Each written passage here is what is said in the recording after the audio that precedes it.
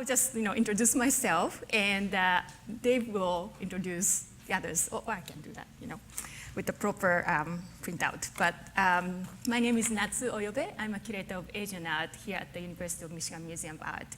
And I'm the exhibition curator of Isamu Noguchi and Baishi, Beijing 1930. And I'm so grateful that you're all here and to be part of this exhibition and festivity of the opening of the exhibition. This whole project started actually with my very private conversation with Bert when he visited here 2 years ago. We looked at one of Noguchi's drawings together, and there was a little inscription there, Noguchi thanking to Mr. Katsuizumi, who was a great friend of his while he was staying in Beijing. And he's the one who introduced Noguchi to Baishi. And Andy, who's sitting totally behind, but his wife, Charlene Silko's grandfather is Mr. Katsuizumi, and they really brought us sort of a joy in working with this material, great connections, relationship between these two great artists, East and West. And for this symposium today, Bert and I, Bert is actually, graciously agreed to co-organize this symposium, and we wanted to expand this very important encounter to the, to the maybe overarching to other, encounters we don't know much about between East and West. So now I'll give you today the brief introduction to the exhibition, and later today you have a chance to see the exhibition if you haven't seen that yesterday. So here I go.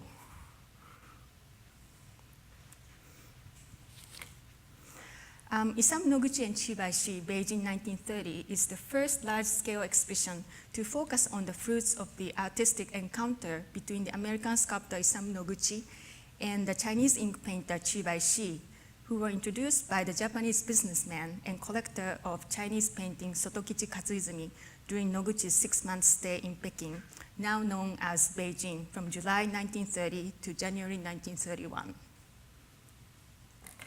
In this period, Noguchi created more than 100 ink and brush on paper works, commonly called the Peking drawings. Many are very large in size, some exceeding 2 meters in length and or width, and all were originally mounted as hanging scrolls, although some of them were cut and framed as seen in the exhibition. Though the impressive Peking drawings have been included in many solo exhibitions and publications on Noguchi, their importance is often overlooked because they are considered oddities in his long and prolific career. While it is true that two-dimensional works were not central focus for Noguchi, who is known first and foremost for his sculptural works, and secondly for his designs of gardens, fountains, stage sets, and furniture, the Peking drawings occupy an important place in his development as an artist, acting as a catalyst that helped him to arrive at his own form of abstraction. When Chi's ink paintings and Noguchi's ink drawings are seen side by side, as they are for the first time in this exhibition, it opens up new possibilities for the understanding of Noguchi's work and provides insight into the importance of China in his artistic formation, usually eclipsed by his relationship to Japan. This exhibition also presents a visual testimony to the active interactions among artists on the international scale in the first half of the 20th century. Beginning in the 19th century, East Asian countries rushed into modernizing and westernizing political, militaristic, and commercial systems and many aspects of social and cultural lives. Foreigners were brought in, promising young natives were sent out to learn and absorb the ways of the quote-unquote, advanced civilization. Isamu Noguchi's father, poet Yone Noguchi, and the person who introduced Noguchi to Baishi, Sotokichi Katsuizumi, both came to the United States, aspired to make their names in literature and business, respectively. The offspring of Yone Noguchi and American mother, Isamu Noguchi, went on to study in Europe and traveled to East Asia, where he met established artists, including Baishi.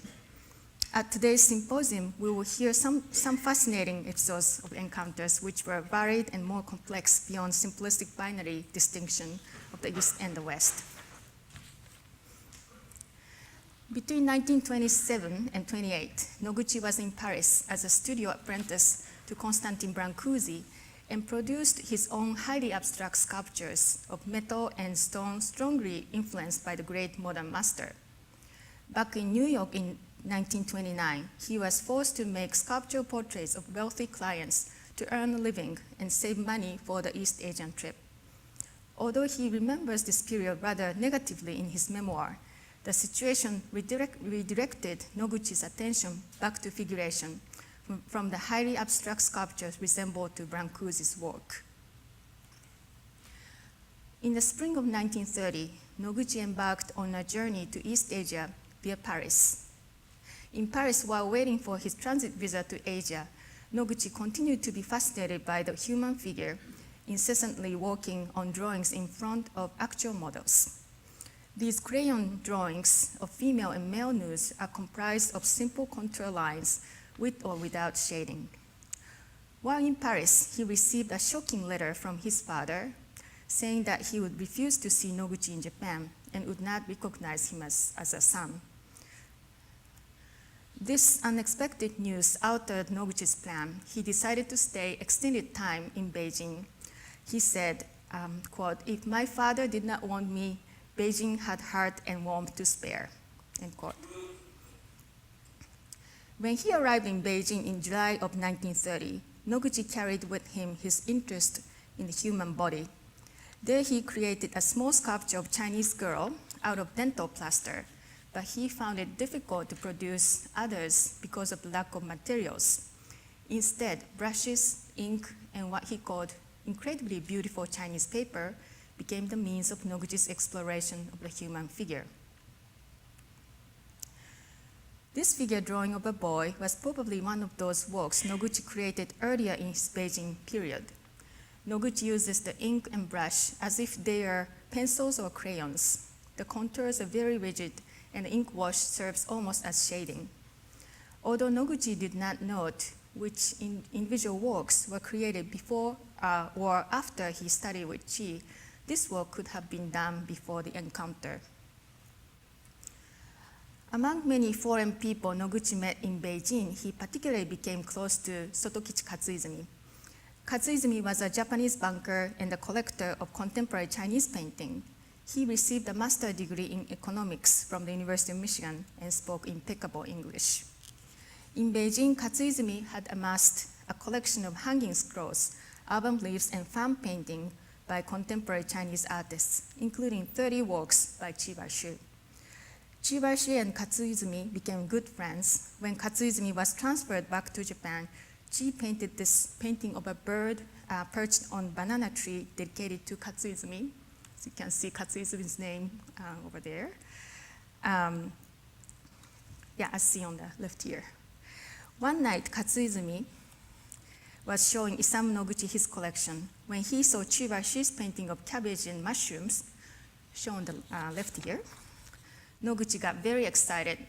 In his memoir, Katsuizumi recounted the moment and the aftermath. Quote, "When he saw a small scroll of Chinese cabbage and mushrooms, his eyes sparkled and approached closely to it and said, 'This is the real art. Is this artist living?' I said, 'Yes.'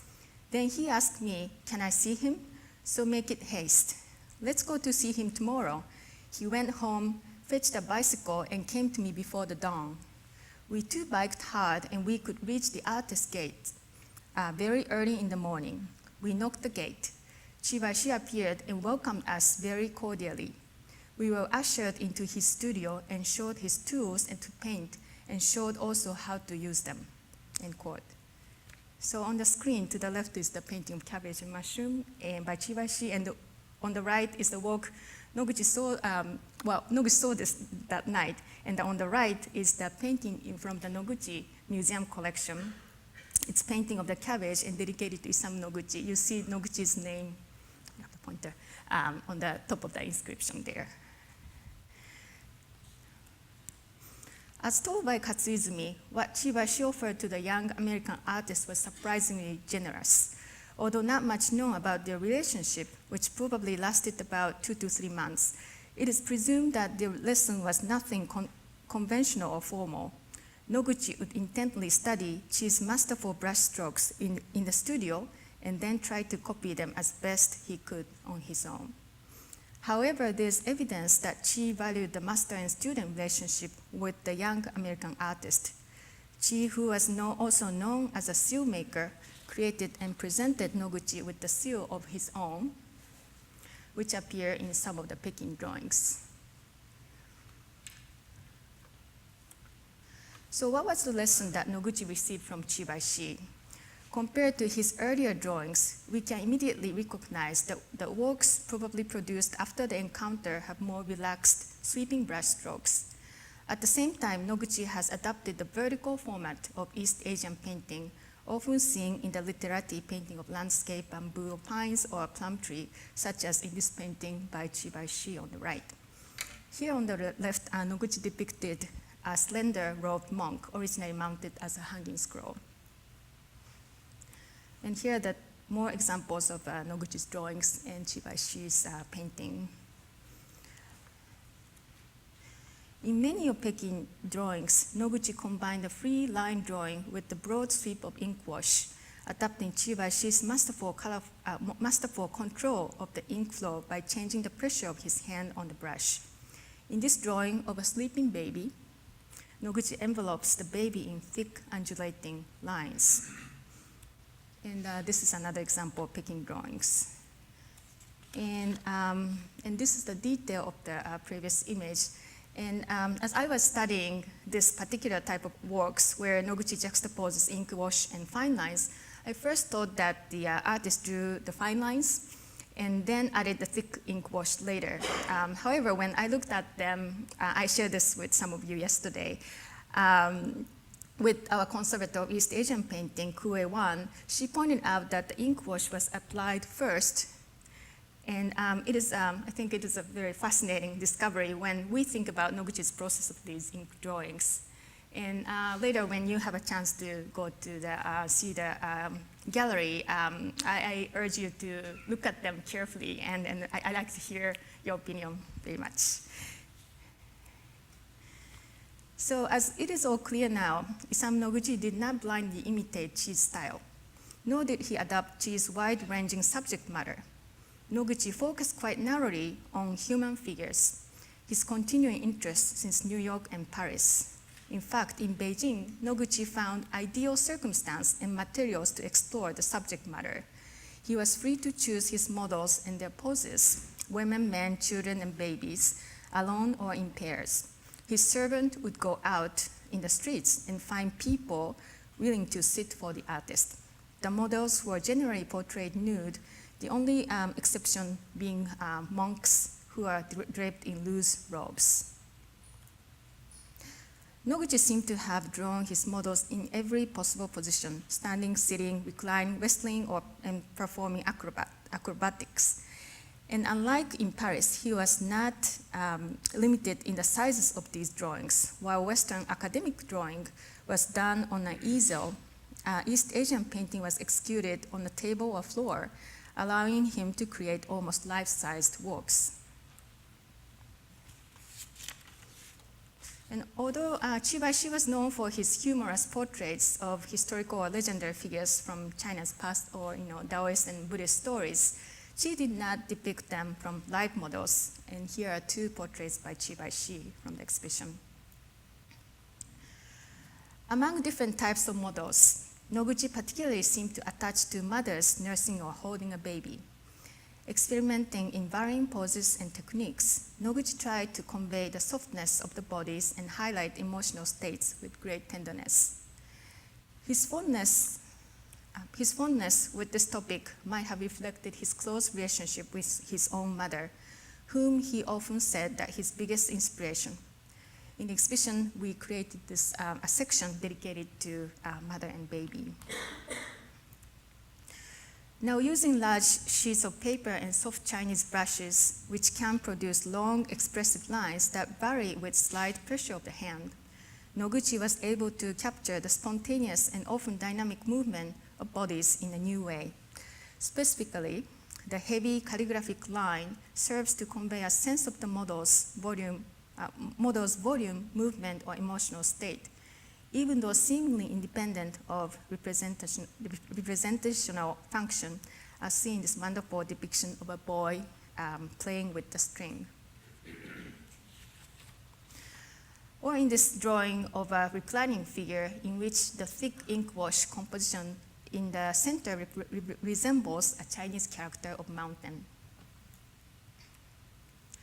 These lines suggest Noguchi's future vocabulary of abstraction, not static or polished like his former mentor Constantin Brancusi's, but animated and extracted from the postures or movement of human figures. While only months before he had been struggling to emerge from Brancusi's long shadow through experimentation with ink and brush in the Peking drawings, Noguchi's own sense of abstract form had finally begun to emerge.